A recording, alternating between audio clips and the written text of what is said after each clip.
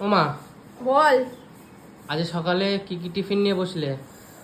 এই যে দেখ, 7টা পুরো দেখ গরম ধোয়া উঠছে, দেখেছিস? 7টা রুটি। ও, এই রুটিগুলো যে আমি মিস করি না, দারুণ মিস করি।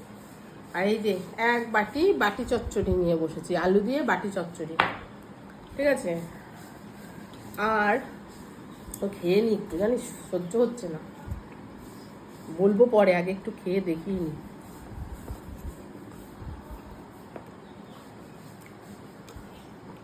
যা হয়েছে না রে।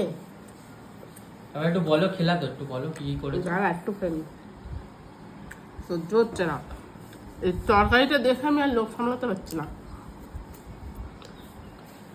এবার বলো কি কি করলে। দাঁড়া, এখানে এক থালা আম কেটে নিয়েছি, এখন